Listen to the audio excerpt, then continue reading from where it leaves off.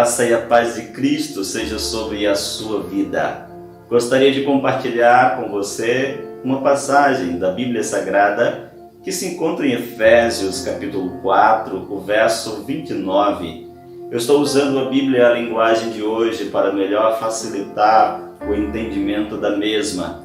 Está escrito assim no verso 29: não digam palavras que fazem mal aos outros, mas usem apenas palavras boas, que ajudem os outros a crescer na fé e a conseguir o que necessitam, para que as coisas que vocês dizem façam bem aos que ouvem. Que Deus em Cristo nos dê entendimento da sua palavra.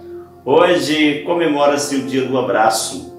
Eu gostaria de deixar o meu abraço de gratidão ao Senhor pela sua vida, pela sua existência. Que o Senhor te abençoe abundantemente. Receba o nosso abraço em nome de Jesus. É interessante ouvir atentamente o que as Escrituras Sagradas nos desafiam para esse momento. Ela fala dos nossos lábios, fala da nossa língua, fala do nosso coração, fala da nossa mente, especialmente ela está se referindo à palavra que sai da nossa boca. As palavras, elas podem ser remédio ou podem ser veneno. As palavras, elas curam o emocional, o físico e o espiritual. As palavras ditas com sabedoria e no tempo certo, elas trazem restauração para aquele que está doente. A palavra, ela transmite graça e ela transmite vida para aquele que necessita. Por isso, gostaria de dizer que quando nós usamos a boa palavra, quando nós usamos a palavra dita no seu tempo certo, ela traz muita edificação, transformação e restauração para a vida das pessoas. Usemos sempre boas palavras, porque as boas palavras transmitem mudança de vida, segurança e acrescenta a fé das pessoas. Quantas pessoas já estão bem-sucedidas hoje na vida, porque durante a sua dificuldade ouviram palavras boas de incentivo, dizendo: você vai conseguir, tudo vai dar certo, seus sonhos serão realizados, e hoje são pessoas vitoriosas. Por outro lado, existem as palavras ferinas, e as palavras ferinas, elas destroem os sonhos, elas destroem o emocional, o físico e o espiritual. As palavras ferinas, elas descem as pessoas para ao mais baixo nível emocional, levando muitas pessoas até mesmo a tentarem contra a sua própria vida. Conhecemos tantas pessoas que costumam usar as seguintes falas: eu nunca vou esquecer do que me disseram.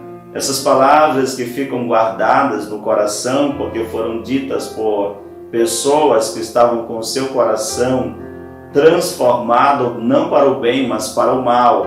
Pessoas que estavam com seus corações rancorosos.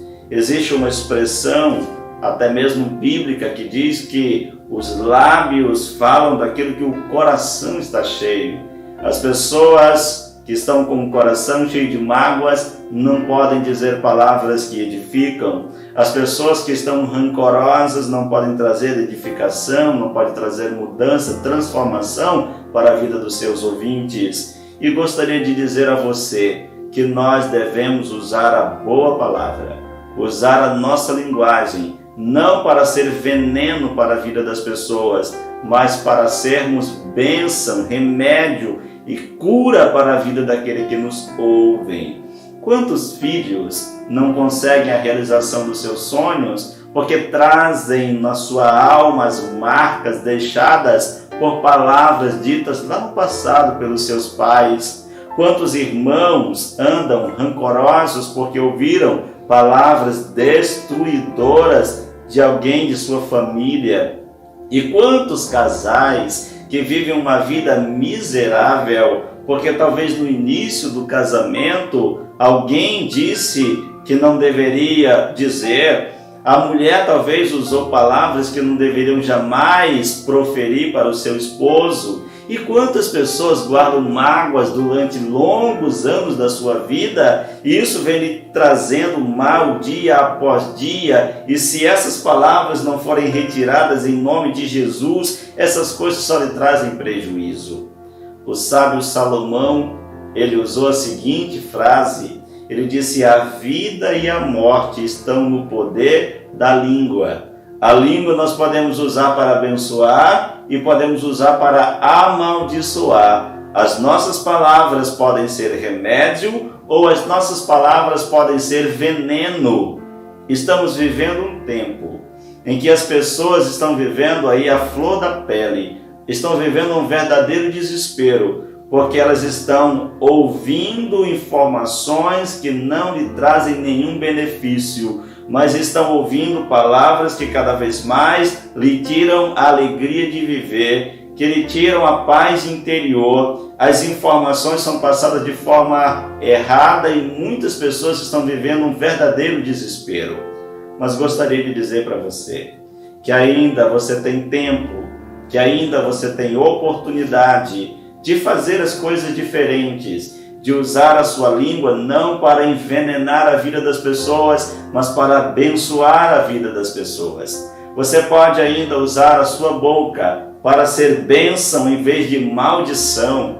E se até agora você tem usado a sua boca só como maldição para a vida das pessoas, se você só tem palavras que são desnecessárias, se a sua linguagem é uma linguagem que não edifica, se a sua conduta é de acordo com aquilo que você diz, o convite está na hora de parar, está na hora de recomeçar uma vida nova, olhando para aquilo que Paulo escreveu à igreja de Éfeso, no capítulo 4 da carta de Paulo aos Efésios, versículo 29, ele diz: não digam palavras que fazem mal aos outros, mas apenas palavras boas que ajudem os outros a crescerem na fé e alcançarem aquilo que eles necessitam para que as coisas que vocês dizem façam bem àqueles que lhe ouvem.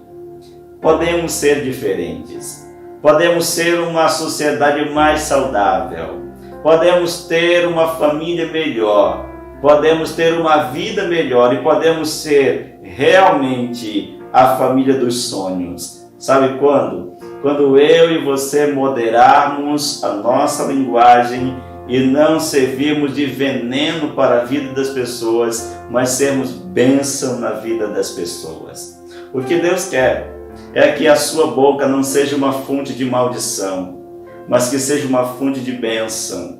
O que Deus quer é que os seus lábios não profiram palavras destruidoras, mas palavras que edificam e que ajudem as pessoas a crescerem na fé.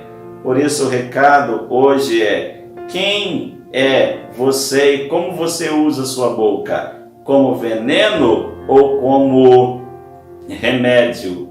O meu conselho para você é que a sua boca, que as suas palavras sejam um remédio para curar e restaurar a saúde física, emocional e espiritual daqueles que ouvem você.